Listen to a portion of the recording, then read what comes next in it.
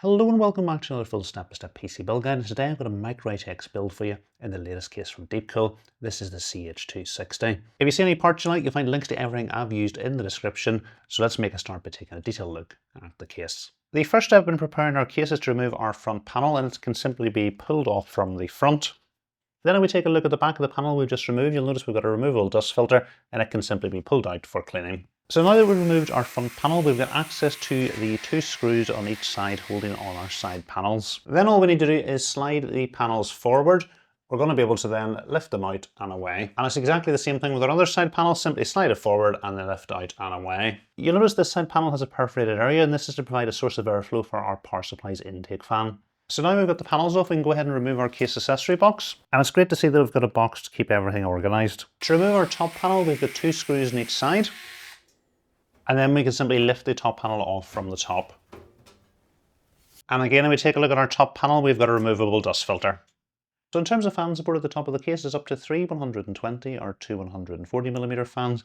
And if you want to go with a radiator, it's up to a 360mm radiator. You're going to mount your fans and radiators to these two removable brackets at the top of the case. They're each held on with two screws. So then with the screws removed, you are free to lift this bracket off. If you want to go with two 140mm fans at the top of the case, it is possible to move this bracket further back, and then it's going to accommodate 140mm fans. So you'll notice in the second position, the fan bracket is overlying where our power supply is going to be installed. And if I take two 140mm fans and try to slot them into place, you'll notice that they are going to come up against the power supply. So if you do want to install 140mm fans at the top, you are going to have to lower the power supply down, which may give compatibility issues. So I think you're better going with fans and radiators in multiples of 120 at the top. And one of the nice things about these brackets is we are going to be able to install them to our radiator outside the case. So I'm going to go ahead and remove them. In terms of other fan mounting, at the front of the case, it's up to two 120mm fans, while at the rear of the case, it's up to a single 120mm fan or radiator. In terms of motherboard support, it's up to micro ATX motherboards, and it's great to see we've got additional cutouts. So if you want to go with a back connector micro ATX motherboard, it's going to be supported. In terms of CPU air cooler height, it's up to a maximum of 174mm. Taking a look at the rear of the case, we've got four horizontal PCIe expansion slot brackets. And in terms of graphics card support, the maximum length supported is up to 413mm. So that's without any front mounted fans. And if you do want to put fans at the front, obviously that's going to reduce your GPU compatibility. So your power supply is going to go over to the right hand side of the motherboard, and it's going to be hanging down from this removable bracket at the top. In terms of power supply support, the case is compatible with both SFX and ATX power supplies up to a maximum length of 150mm. Taking a look in from the back, you can see the two screws that are securing our power supply bracket in place. And you'll notice that the bottom of the bracket is clipped in here. So all we need to do is lift the bracket up to remove it from the case. You'll notice that we've got a range of mounting holes, so it does look like it is going to be possible to move our power supply down and secure it slightly further down using one of the lower holes. The downside of moving your power supply bracket down is with the bracket installed all the way in the top position, the maximum support for your power supply is up to 150mm. And the big reason for this is it's going to interfere with your graphics card. Although if you are going with a small graphics card which doesn't extend past the motherboard, you can probably go with pretty large power supplies. And because our power supply is going to be hanging down from the top, we do get this power cable extension which you're going to plug into the top of your power supply, with the other end of the cable running just above your motherboard's I/O. So this is where you're going to plug in the wall cable for your power supply. Taking a look at our case's side I/O, we've got a power and reset button, we've got a combined headphone and microphone jack, we've got two USB Type A ports and a single Type C port. So this bottom panel is removable. There's two screws on each side to remove and one screw at the front. Then with the three screws removed, the panel is completely detached from the case. But because our I/O cables are connected and tied in with Velcro cable straps, you're not going to be able to fully remove the panel unless you remove these as well. And if we take a look down the bottom of the case, you'll notice we've got a removable dust filter. Moving to the other side of the case, because the case supports back connector motherboards, you've got absolutely loads of room for cable management. We've got this drive mounting bracket behind the motherboard where you can fit either a 2.5-inch drive or a 3.5-inch drive. You're simply going to set the drives to the bracket and then screw them in from the back. And this bracket is removable, held on with 4 screws. We're going to be installing our CPU, the backplate for our CPU cooler, our M.2 SSD and our RAM before we put the motherboard into the case. To open the socket cover, we need to push this lever down and out, bring it all the way to the top of the motherboard, and then we can open the socket cover up. Holding our CPU by the edges, we can lower it carefully down into the socket, And once we're happy it's sitting correctly in the socket, we can go ahead and close the cover down again. Then as we close the lever, the black bit of plastic will pop off, and we'll put it in the motherboard box for safekeeping. Because we've got a Gen 5 drive, we're going to need to install it in the top slot behind this heatsink. There's a little clip over to the right hand side we need to push in, and then we're able to lift the heatsink up and away. We need to remove the plastic protection from the back of the heatsink. Next we can insert our M.2 SSD into the socket, and as we flatten it down, the little clip will hold it in place, and then we can replace the heatsink. We're going to be installing our RAM in the second and fourth slot along from the CPU, so we'll go ahead and open the clips on these slots. Then all we need to do is line the RAM up with the slot. And once we're happy everything's lined up, it's just some firm pressure and it's going to clip into place. And it's the same thing with our second stick. We're now ready to install the backplate for our CPU killer. We've got an LGA 1851 socket, so for it we're going to need to have these pins pulled all the way to their outer setting. So to move them, you're just going to need to free the little clips up on each side of the pins, and then you're able to slide the bracket all the way to its outer setting. Okay, so that's all the clips moved to their outer setting. The other thing you'll notice, we do have some double-sided adhesive, so you are able to stick this to the back of the motherboard. This is just a temporary build for me, so I'm just going to set it into place. Then you're going to want to get the standoffs labelled LGA 1700, and we'll screw one onto each corner.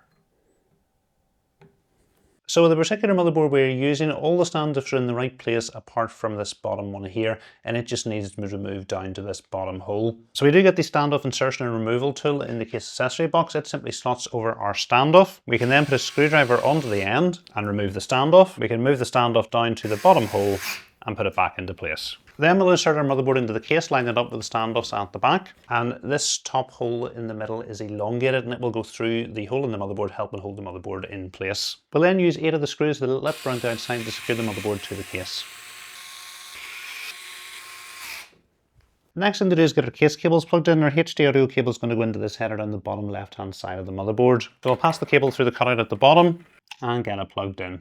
And we'll just pull the excess cable through to the back. Our front panel connectors are going to go to the pins on the left hand side of this header at the bottom. So we'll pass the cable through and get it plugged in. Our USB 3.0 cable is going to go into this header here. So we'll bring the cable through, line it up with the header and push into place. And our front panel type C header is just above. So again, we can bring our cable through, line it up and push into place. I've gone ahead and plugged the cables into our power supply that we're going to need. So I've plugged in a 24-pin motherboard cable. I plugged in 2 8-pin EPS cables to provide additional power to our CPU, and a 12-volt 2x6 cable to power our graphics card. So we can set our power supply bracket onto our power supply, and we'll get it secured into place before the power supply screws from the case accessory box. We can then set our power supply into the case, and I'm going to install it in the top position, and we'll secure it at the back with the 2 original screws. I'm just going to route all our power supply cables through this cutout to the back, and then we can pass our 2 8-pin EPS power connectors through this cutout at the top, and we'll get them plugged into the motherboard. And then we'll just pull all the excess cable through to the back. With the power supply installed, I don't have enough space to route our 24-pin cable through the gap here, so I'm temporarily going to set the power supply down out of the way. Okay, so we'll bring the cable through, line it up with our motherboard, push into place, and then we'll just push the excess cable through to the back, and then we should be able to set the power supply back into place. Then we're able to get our power supply cable extension plugged into the power supply. So this cable is actually catching on the top, but there is space for it underneath. So what I think, if I plugged the cable in first and then installed the power supply to the bracket, I think it would fit. So again, I'm just going to loosen the power supply. So although I have managed to get this installed in the top position, I'm not happy with it. There's quite a bit of tension on this cable, and it's just this thick bit of the connector that is catching. So I'm going to try and move the power supply down. Okay, so I've moved the power supply down to the second set of screw holes, and there's now no tension on this cable, so I'm happy with that. All we need to do now is turn the switch to on. Next, we've got our case fans to install. I'm going to install 2 120mm fans at the front set to intake. So if we take a look at our fans, we've got a little connector on the end, and in the box we get a range of fan cables, and we've got this connector here which is simply going to plug in. You notice that we've got 2 additional connectors, so this one cable is going to power up to 3 fans. So I'm just going to take the second fan that I'm going to be installing at the front, and we'll get the other end of the cable plugged into it. And with a triple pack of fans, we also get some cables that only got 1 connector on it, so that's perfect for our rear fan. So I've set our 2 120mm fans into place at the front, and because we do have quite a thick cable coming from it, we're not able to have the cables coming out the side where the power supply is. The bottom fan cable I have managed to fit in coming out the side just below the power supply, and the second cable I've got coming out the top. And then the additional spare connector, it won't actually fit in between the fans and the power supply, so I'm just going to have to tuck it in here at the top, but there is space at the side to push the fan cables into place. And we'll secure the fans into place with the screws that come with the case. And we can set our rear fan into place, and we'll get it screwed into place at the back. So I think the easiest thing is just to route the cable down towards the bottom. I'm just going to route it in through this bottom heatsink to help organize it to the bottom of the case. There you go, that does the job nicely and keeps the cable out of the way. I'm just going to pull the excess cable through to the back, and you can see at the bottom we've got two ARGB headers, so we'll plug the ARGB cable into one of the headers. And again, we've got two PWM headers at the bottom here, and we'll get the PWM cable plugged into one of them and pull all the excess cable through to the back. We've got a second ARGB header beside the first header, so I'm going to plug the cable coming from our front fans into it. And likewise, we have another PWM header at the bottom, and we'll plug the PWM cable coming from our front fan into it. And again, I'm just going to pull all the excess cable through to the back. So now we come on to installing our IO, and it's great to see that our fans are already pre-installed to the radiator, so one less thing to do. And if we remove the plastic protection from our pump, you'll see that we've got thermal paste pre-applied. So the only step that we're going to need to do is install the Intel bracket. So it just simply slides into place, and then if we push down, it's going to lock into place. I'm just going to try and put that cover back on, and that will protect the thermal paste till we're ready to install it. Then we can go ahead and set the radiator bracket from the top of the case into place, and we'll secure it using the short radiator screws.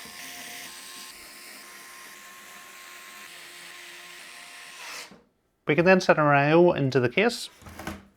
So I'm just sizing things up here. So we take a look at the front. What you'll notice is the tubes on the radiator are catching on the front fan that we have installed. So what I'm going to do is loosen all the screws at the top and see if it's possible to install the radiator as far to the back and get it to fit with the two front fans in place. Okay, so that's all the screws loosened. I'm just going to slide our radiator as far to the back as it goes.